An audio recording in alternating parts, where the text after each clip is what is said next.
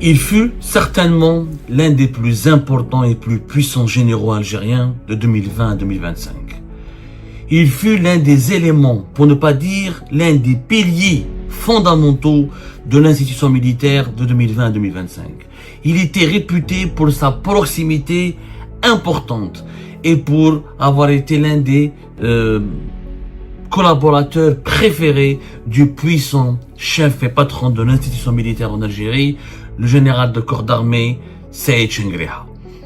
Celui-là dont nous allons parler aujourd'hui, ce général, c'est le général-major Yahya Ali Ould Hadj, qui a connu un destin rocambolesque, pour ne pas dire tragique et bouleversant.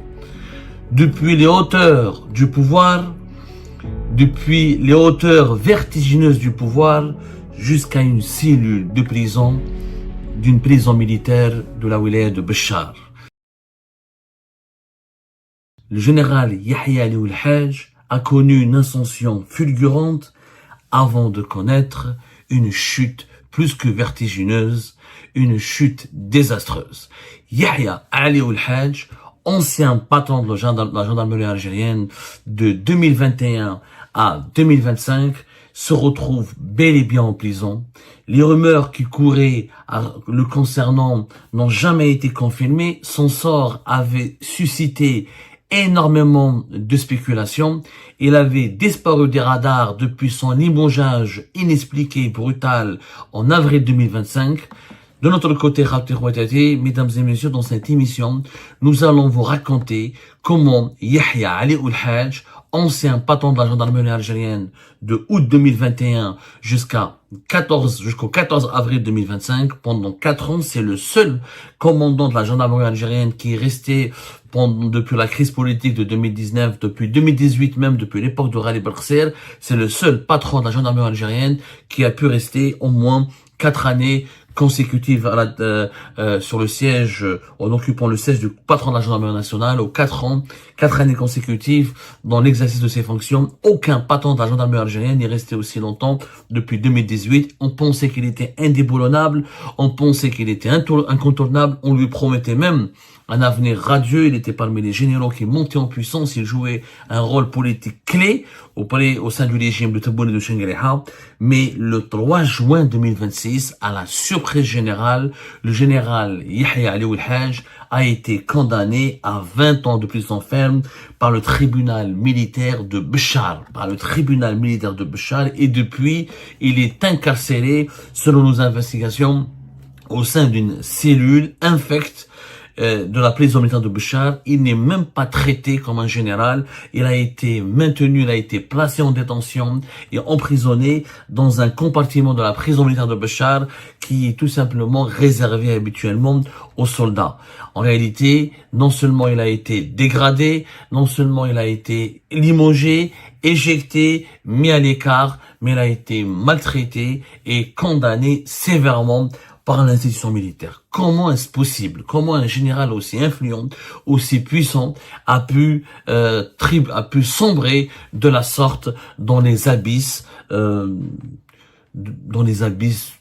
la destruction, dans les abysses de la détresse? Parce qu'aujourd'hui, le cas de Yahya Ali Ould Hadj est tout simplement un cas de détresse. Vous imaginez, vous êtes au sommet du pouvoir et pendant 4 ans, presque 5 ans, et du jour au lendemain, vous vous retrouvez entre 4 murs d'une cellule de prison sale, abandonnée, infecte, dégoûtante, d'une prison militaire située au fin fond de Béchar.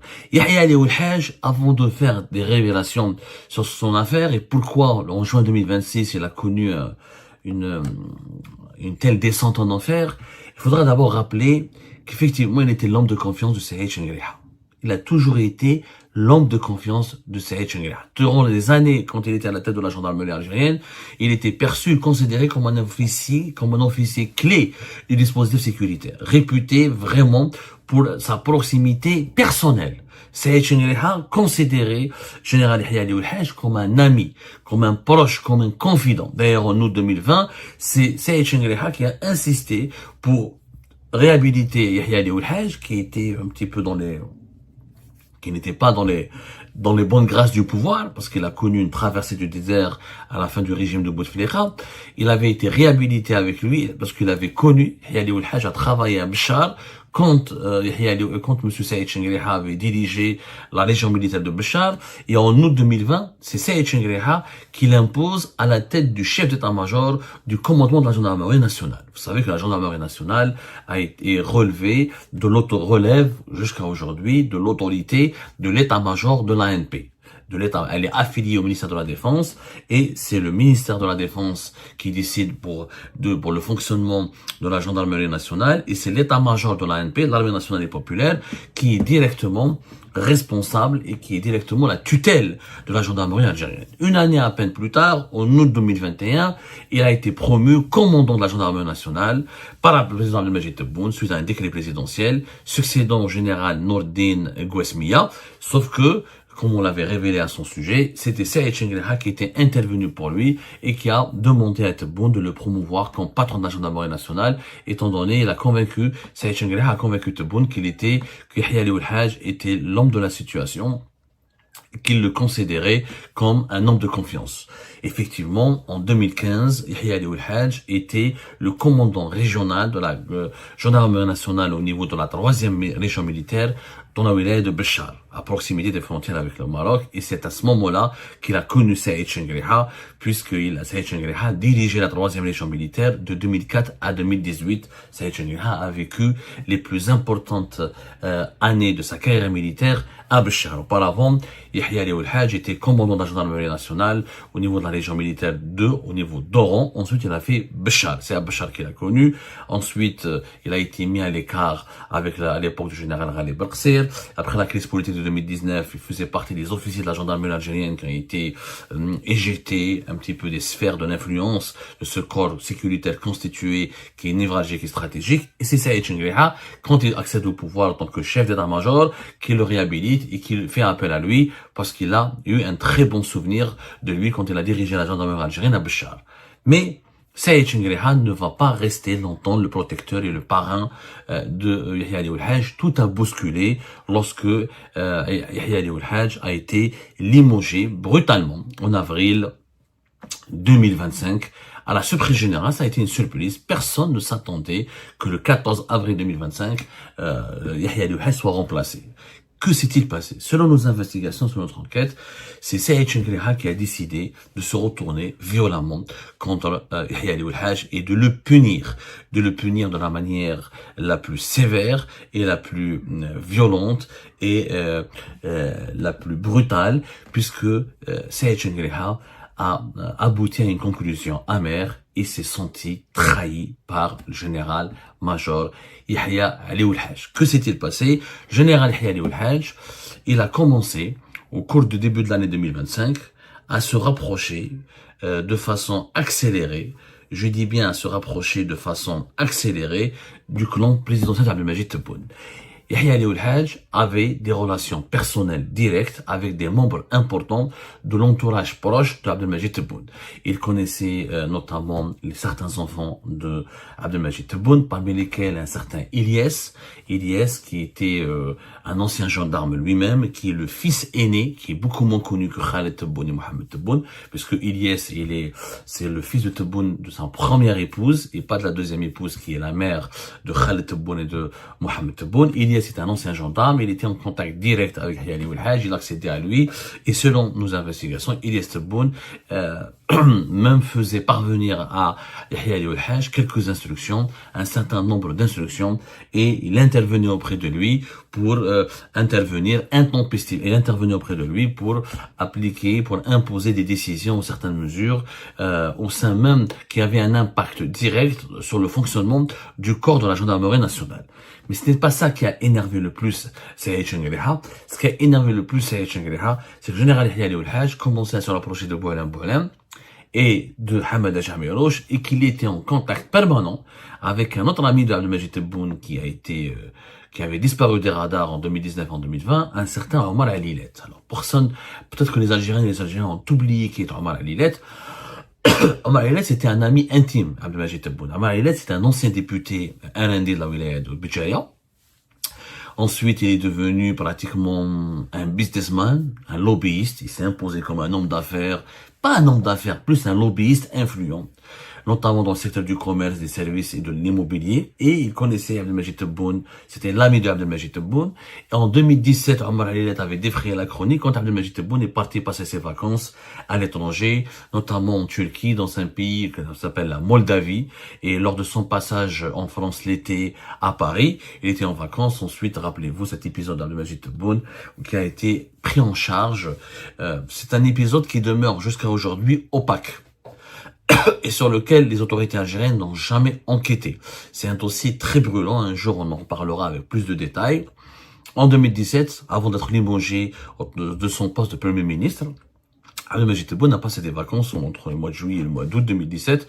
Il était à Paris. Ensuite, il est parti dans un pays d'Europe de l'Est, Moldavie, à bord d'un jet privé qui aurait été mis à sa disposition par un homme d'affaires turc qui avait des projets importants en Algérie dans le secteur de l'immobilier et de l'habitat. On aurait même, on prête même à Abdelmajid Tebboune qu'il aurait séjourné discrètement aussi en Turquie avant d'aller en Moldavie en 2017. Et parmi les personnes qui étaient avec l'ont accompagné durant son voyage, il y avait Omar Alilet, son ami intime, et qui était considéré comme le planificateur et l'organisateur de ce séjour, de ces vacances luxueuses et controversées et sulfureuses de Abdelmajid Tebboune à l'étranger, notamment en Moldavie, en Europe de l'Est.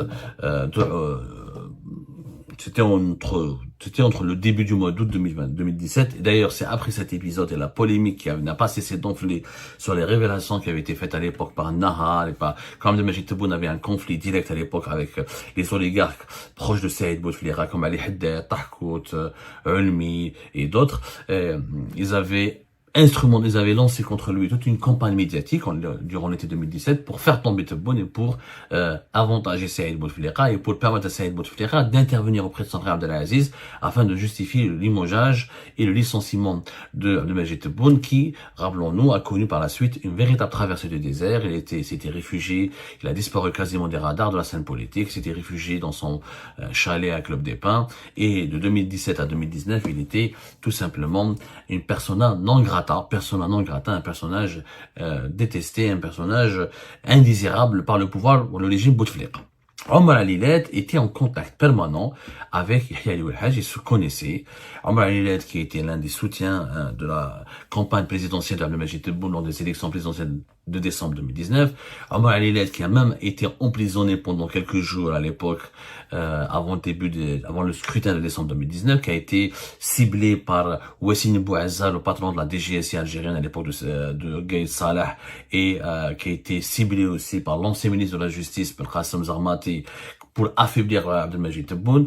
On a voulu emprisonner Omar Alilet, on a voulu le contraindre à balancer le nom de l'un des fils d'Abdelmajid Tebboune pour accabler encore davantage le cas de Khaled Tebboune qui était toujours en détention, puisque Khaled Tebboune a été libéré, remis en liberté qu'au mois de février 2020, alors qu'il était en prison depuis juin 2018 en raison de ses liens sulfureux, de son implication dans une affaire de corruption avec Kamel Bouchi, le suspect numéro 1 du fameux scandale de la cocaïne du Port d'Oran.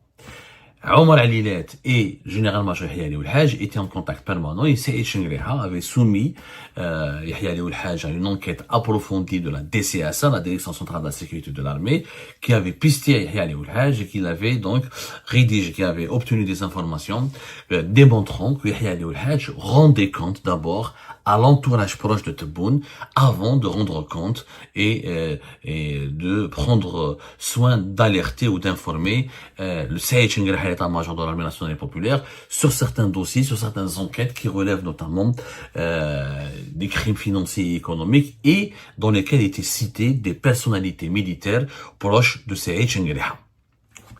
On en a déjà parlé un petit peu lors de nos émissions consacrées sur l'éviction de Yahya Ali Oulhaj. Saïd Chengriha a piqué une colère noire lorsqu'il a eu les preuves que le général Yahya Ali Oulhaj l'avait trahi. Saïd Chengriha le considère comme une trahison. C'est moi qui t'ai nommé à la tête de la gendarmerie algérienne, c'est moi qui t'ai réhabilité, c'est moi qui t'ai offert ce poste de commandant de la gendarmerie algérienne pendant pratiquement 4 ans, c'est moi qui a fait de toi l'un des généraux les plus importants du pays, et tu m'as trahi puisque tu collaborais avec les enfants de Tebboune, avec les amis de Tebboune et avec le cabinet de Tebboune, où il leur donnait des informations de première main avant même de faire des comptes rendus et des rapports détaillés et circonstanciés à l'état-major de l'armée nationale et populaire. Alors que la gendarmerie, le circuit classique, on passe d'abord par l'état-major et le ministère de la Défense, ensuite on va vers la présidence de la République. Contrairement à la DGSN, à la police ou à la DGSI au service secret, la gendarmerie, elle est placée directement, comme la DCSA,